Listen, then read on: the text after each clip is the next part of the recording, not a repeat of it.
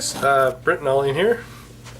We're here to discuss a bit about kind of how to actually get into this hobby. We've done a lot of videos in terms of, you guys seeing us play and showing, what games at small point values look like, but we haven't really gotten into the how we're getting started.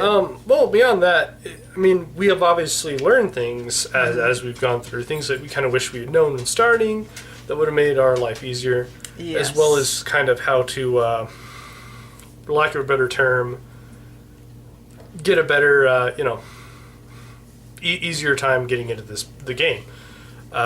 So we've kind of compiled probably 1 to 2 video series here of ideas and thoughts that we would suggestions. We'd like to share with you guys, especially for those of you who maybe you've been watching some of our games or battle reports. or battle reports, or you've been watching some of our playthroughs of Space Marine or Gothic Armada or whatever. You might be thinking, well, this game is fine, and I like the lore of it, but how would I even bother to get into this game, and why would I? And we're going to kind of try to go through some things that'll, make you guys understand why this is such a, good thing to get into, and why it's easy to get into. And it is. It really is. It's very daunting at a distance, but we break it down for you. Yeah. Once you get into it, it's a lot easier. So we're going to start. So good things to know when you're starting out is what we're going to begin with here. Number 1, you can play at small point values. Very important, especially when it's such an expensive hobby. Yeah, absolutely true. And I know most of the video sites and stuff out there are like, we're here with this 1,500 to 2,000 point game, and you're like, oh, that looks fun, maybe, but then you go and look at the prices, like, oh dear goodness gracious. Yeah, you look at the prices. How much is just one bottle, and they were fielding 10? Yeah. So it's easy to look at that and go, Jesus Christ, like, I can't possibly play this because I can't afford to drop, $700 or $600 right off the bat. And it always looks so cool too. It's like 2,000 points, Tal versus Necrons. And don't buy into that. Don't buy into that. You don't need to. It's not necessary. Not to start out. I mean, hell, you could play at 250 points if you wanted to. It would be difficult, and you'd probably not be able to bring very much. You won't get any flavor, but 500, honestly, 500 points is probably like one of the best starting points in the game. You get basically the core of an army, and you get to add a little bit here and there just to kind of give your army a little bit of flavor and options. It also gives you a lot of chances to learn the rules a little bit more than 250 points. It does. And all these are kind of going to go hand in hand as we continue. Small point values, they're good for a lot of reasons as for new players.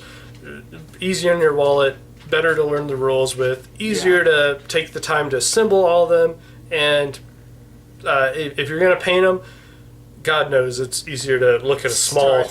Yeah. Really, grow from there. It is. That's probably like one of the best pieces of advice I can give when you're starting out. Start with a small point value. Number 2, do some research. That doesn't mean you need to be like taking notes. No. Just look at the hobby a little bit.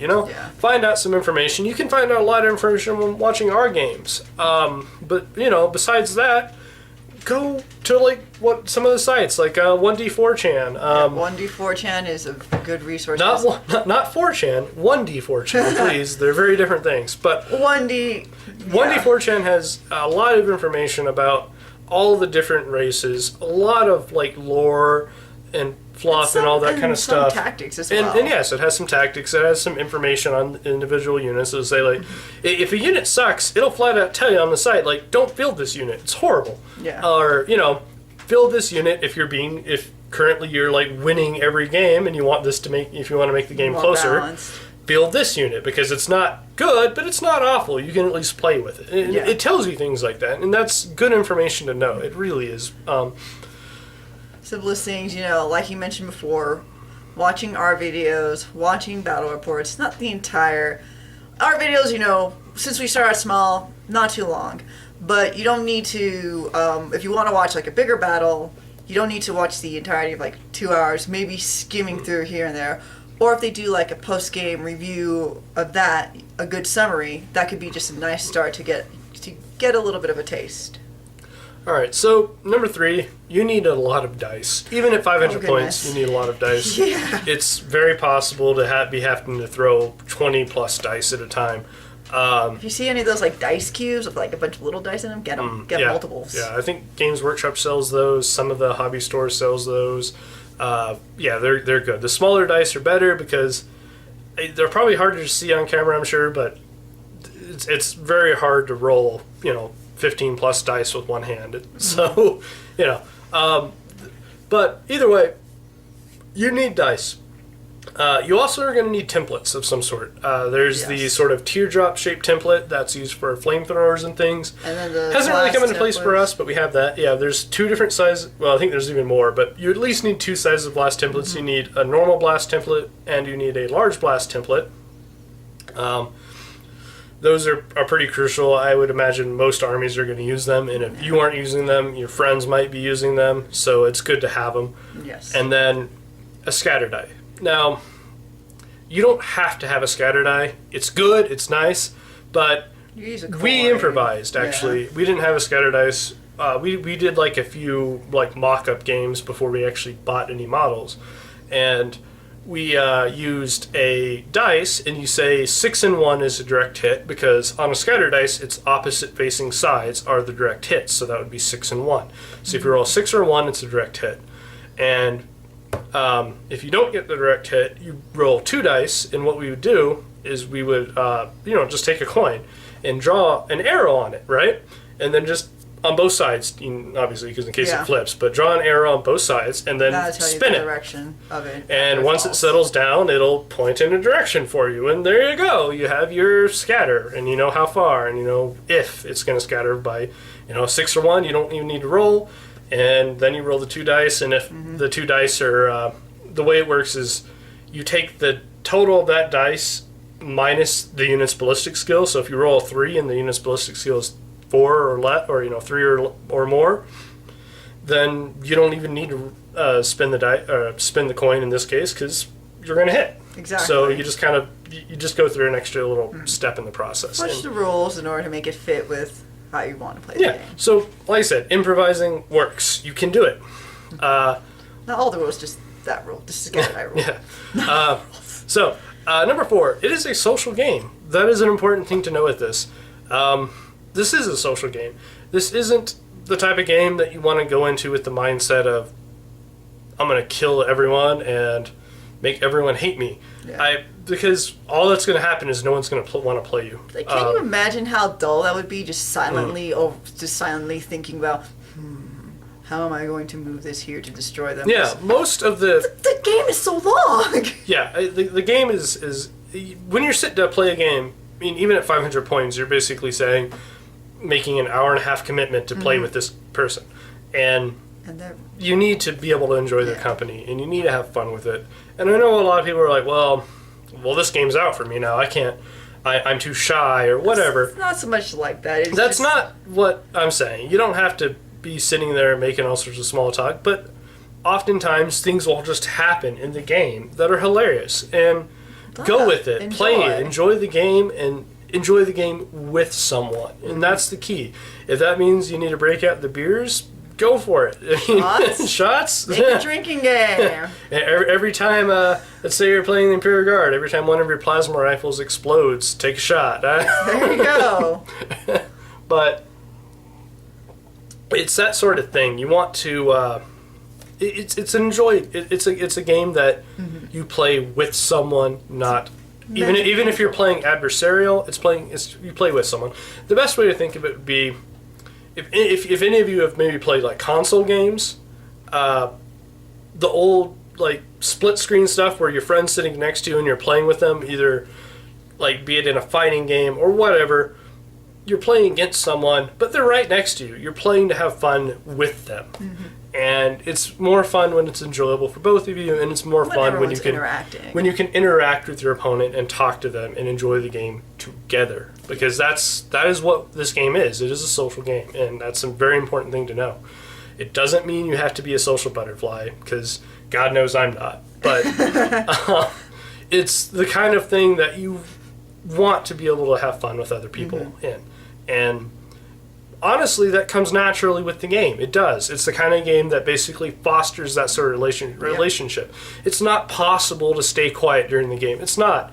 I mean, I guess you can if you just want to be staring at your opponent the whole time, making them feel really awkward. But I mean, just the nature of the game. The rules. Yeah, you're going to be discussing, the deployments, attacks. Just by the nature of the game, you will be talking. You will, and that's why it's a social game. It doesn't mean you're a social butterfly. Had to enjoy this. It's just the nature. It's not. Of the there's game a reason itself. that the game had been for the longest time classified as nerd or whatever nonsense labels people place on crap. Geeks. All that nonsense. It's all crap. But that's. I mean, if it was a social butterfly game, it would never have been had that connotation, and it never should have had that connotation. Honestly. So number 5, know that you will not know all the rules. This is a given. You will not. The There's rule like book. a million rules. The rule book is sick. The rule book is like almost 200 pages. It's over 200. Over 200 pages, great. Over 200 Although pages. it's not all relevant, so. That's true. There's a bit of lore, but it's still a very large book. And on top of that, copious amount of text. On top of that, you're going to have your own codex that has more individual rules for you to know. You're not going to know all of them. You're not. The best thing I can say is just accept that you're not going to know all of them. However, there's little tricks you can do. Read a little bit, of the main phases. That's kind of the big important part, and that only encompasses know what happens in movement. Yeah, and know how all those are kind of approached. Obviously, you're not going to know all the rules still because there's rules that are exceptions to other rules, and it's a mess. It really is. There are a lot of discrepancies in the rules that veterans people have been playing for years will argue about. So you're not going to know all the rules. You're new to it. The best you can do is sort of try to know the general flow of the game, that it goes movement to psychic to shooting to assault and to end, and you generate your objectives, and basically just sort of know the general flow of the game, and that's what you need to know.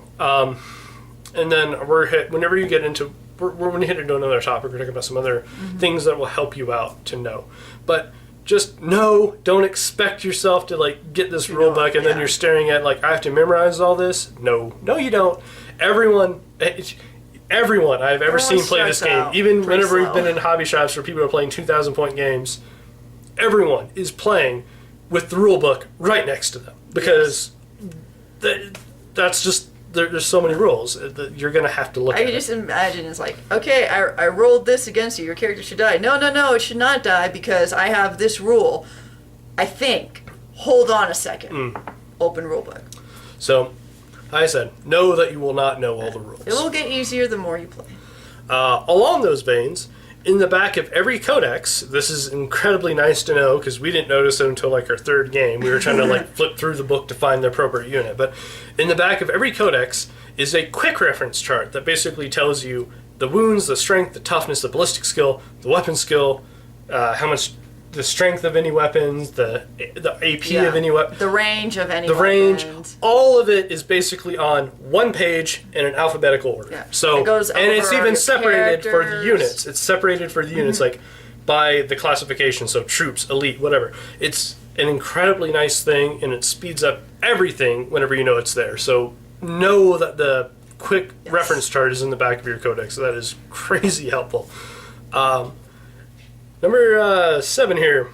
You can play on a smaller table. You guys, whenever you guys see us playing on the black table in here, it's a smaller table. That is a smaller table. That is, I believe, a 5x3 or 4x3, something like that. It's smaller than the general table that you see people playing on is 6x4. Yeah, it's just a decent medium-sized table. If you guys saw our Talcron game, that was played on this table, and this actually is not because we designed it as such, but just because it's basically 6x4. It's, I think, an inch longer and an inch wider, but it's pretty irrelevant. So I mean, when you get to, as you go up in points, the smaller table kind of gets a little crowded.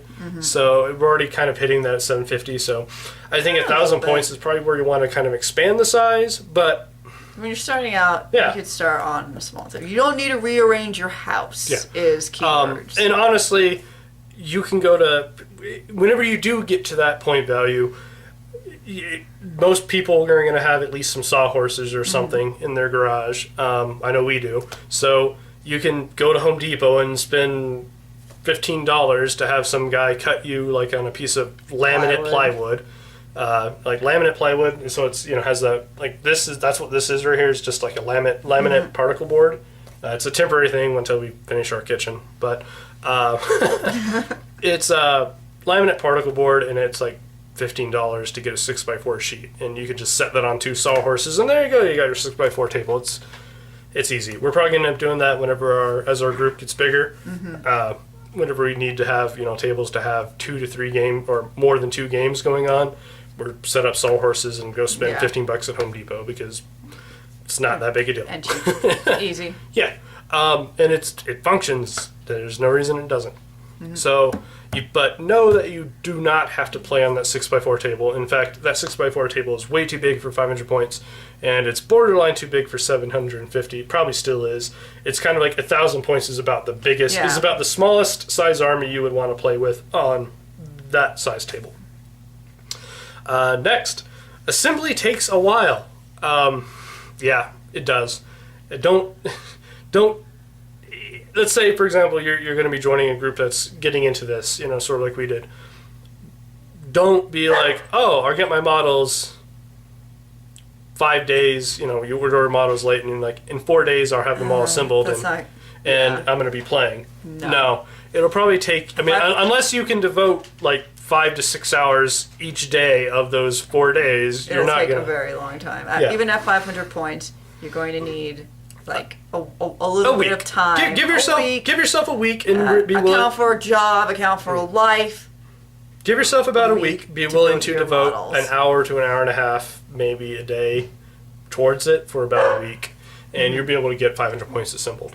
But don't be like, oh, I'll just get them 3 to 4 days ahead and have my army assembled. You're going to end up pulling your hair out, and you're just going to be like, "This. Why did I do this to myself?" Yeah. Yeah. And we will not accept pieces as part of your army. Not even us. Sorry. All right. That kind of brings us to number 9. You're going to have... Oh, wait. No, we missed one. Okay. So you're probably wondering... You also need like certain things, I guess, to actually use the models. You want to grab one of those plastics? So we can like show an example here. Something with skies actually in them. There you go. This actually is pieces. So whenever you get your kits, they're going to basically be in these like wire type. They're not wires, but so as you can see, you have like really thin models that are connected at sometimes really awkward places. That can be a large pain to get out. Now, Games Workshop does sell on their site these like a kit that they say has everything you need. We didn't buy one. You You don't need one. I'm guessing it's probably more efficient to have one, just because they're tools that are designed probably specifically for these. But you don't have to have one. If you have a really good pair of scissors and a nice X-Acto knife, you can do it with just that. That's what we assembled them or cut them out with, was an X-Acto knife and a scissors. Especially X-Acto knife to help more of the trimming. The scissors, well, yeah. And that's the other thing when you're assembling. Make sure you trim them. Take the time to try to get that excess off. I'm impatient. It does matter. I didn't, and I kind of wish that I did. Yeah, it makes it easier. It makes your models look nicer in the long run, and just take that extra minute to 2 minutes per piece and get that excess off there, and you'll be happy you did. That's going to bring us to number 9, though. You're going to have mishaps. In the process of putting them together, you are going to have mishaps. We have several stories. We'll start with the more simple one in my case. When cutting out one of my Cabalites, their chests and backs are 2 different parts, so you kind of push them together like that. Well, on one of my fronts, I nicked and cut off like 3/4 of the shoulder pad because honestly, that's like that big. But tiny. And my X-Acto knife slipped, and I just went like butter right through the middle of the piece. And I was like, well, crap. What do you do about that, right? Because you don't want a guy with just half a shoulder pad and the other half looks normal, right? It would just look awkward. So what I did is after assembling it, lined up the X-Acto knife with where the cut had been, and just cut off the rest of that shoulder pad, but kind of like angled it out, and so it looked like someone had blown off his shoulder pad. So you kind of get like a battle damage look. It adds some character to the model and all that. So it's really good stuff to have like that. Just understand you're going to have mishaps. She has some more interesting mishaps. I will return with my mishaps. I will show you guys. Exactly. All right. Well, I'll go ahead and start with that. What she's going to be grabbing is going to be a crisis suit. The two crisis suits you have, right? Two issues, or is it the same guy? Oh, it was Broadside. Yeah. So on her crisis suit and Broadside, she has two mishaps. On the Broadside, at some point, she had cut out one of the leg armor plates. Yeah. You know how those pieces are tiny? Yeah. So that got misplaced, and we were never able to find it. However, the crisis suits come with shoulder pads that look vaguely like the Broadside pads, but they're smaller. They're too small. Obviously, they're not going to fit. So what we did is we cut 2 pieces. Yeah, we cut one of the shoulders in half and then stuck it to the bottom side of another, which would have been the top side of another shoulder, and it actually ends up looking like one of the large thigh pads, which, like this right here, so I'm touching, is the one that is kind of, you wouldn't know it with just looking at it head on, right? I mean, it does look different, but part of that's because the paint is a little too thick there. It's a little too thick. But it's, as far as if you guys actually look at the shape of it, it looks pretty much the same. And you can do things like that. If something goes wrong, there's solutions to fix it. This one was more funny. Suit was hilarious. So, it's still weird. Now, notice how it was, looks like kind of running. Looks like it got a cool pose, which is, it's decent, right? Except originally it was supposed to be just standing on the base. It's supposed to be just standing on the base. Well, the problem was that I believe I had put... You stuck the legs on backwards. I put the legs on backwards. And we tried everything. We tried, nail polish remover mixed with water to try and get the vinegar, joints loosened, and it didn't work. So I ended up ripping off the feet, the little clawed chicken feet. You cut them off, yeah? No, I did. I ripped them off, and then I spun them around, and then I super glued them back. So as a result, though, he would no longer stand. However, the crisis suits have a little mount right here, as you can see, and this goes inside. And now, he's a running man. What was a mishap now makes him look like he's running, which is actually cool. So, mishaps are going to happen. Adapt. Be Adapt. Inventive. Take advantage of that. Make your model. It gives your models character if you get a mishap like that. It doesn't have to be perfect. Have fun with it. Mm-hmm. It just invent some weird reason, or in his case, he ends up with this really cool running pose. Yep. Or the Broadside, you can sort of ad-lib 2 shoulder pads together, and there you go. There's his armor plate. It's like it's being blocked by the freaking rail rifle anyways. Yeah. So, next. This isn't a must, all right? So don't take this as, oh my god, if you don't do this, what the hell's wrong with you? No, that's not what this is. But paint your models. I know it's going to be like, oh god, I don't want to paint my models. I suck at art. I can't paint in the lines. If anyone sucks at art, it's me. And I don't think my Cabal lights look half bad. He's lying. They look great. I'm still awful at anything artistic. Like, my idea of a picture is a stick man, all right? That is my ability at an artistic level. So, the fact that if I can manage to make those Cabal lights look that good, and I don't think they're good, but you know what I mean. They look at least decent enough. I'm okay with them being on the table. They look cool. If I can do that, anyone can at least put some paint on a model. Anyone can paint. And there's a reason that I advocate this. It takes a while. Obviously, we aren't done. It is a slow process, and you shouldn't ever like force yourself. Oh, I gotta go paint. No, Ollie and I kind of devote a day, like one day, to do about a couple hours of painting, and then like another day we might do like 30 minutes to an hour a week, and it's a slow process. But as you guys, you want to hand me one of my Harlequins there? But as you guys can see, it's coming along. It makes the models come to life for you. And when they're on the table, it's not like, you think they're actually going to get up and run around or some shit, but it makes them fun. It's more enjoyable to see them on the table, and it adds a lot of character to the game. Beyond that, when the models come to life, you kind of develop... If you've ever played XCOM, it's the sort of attachment that you kind of develop for your soldiers.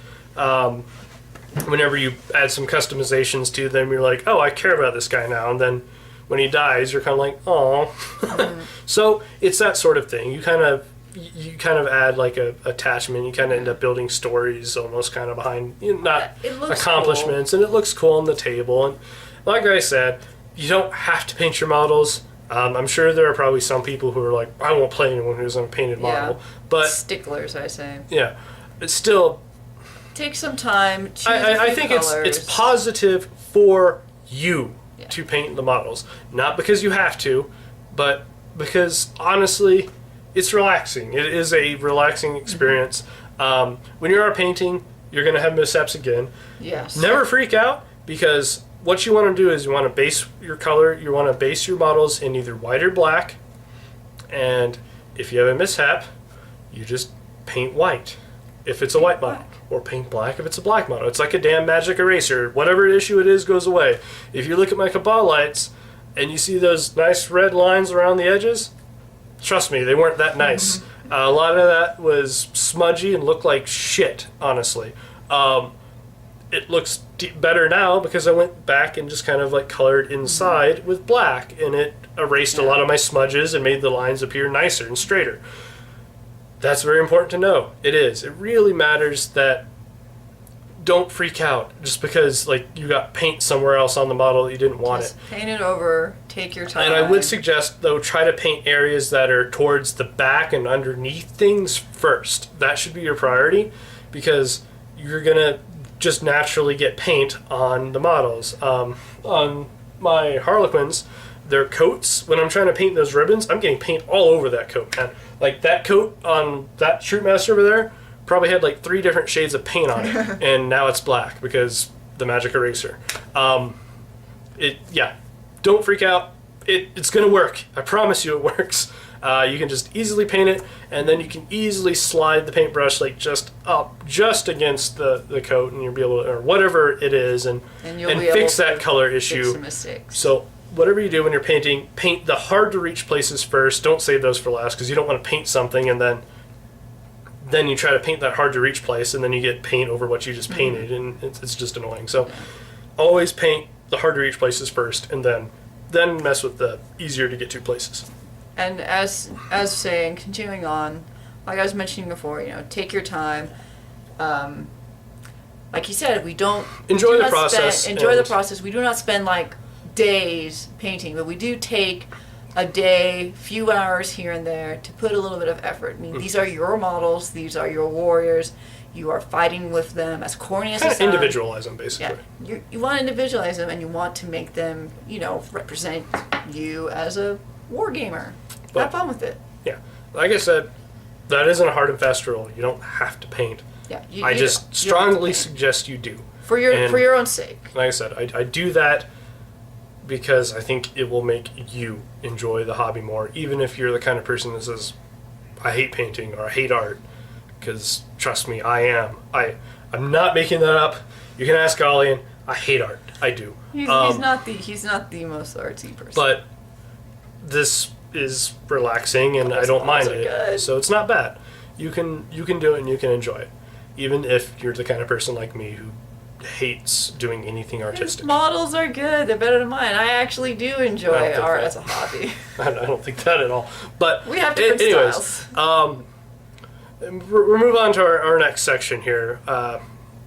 probably going to do this last section, and you guys are going to have to tune in for our next update, because we're going to basically be putting out a pretty small series. It's looking like, at this rate, 2 to 3 episodes. These are meaty topics. We're yeah. gonna put them in nice bite-sized chunks for you. Exactly.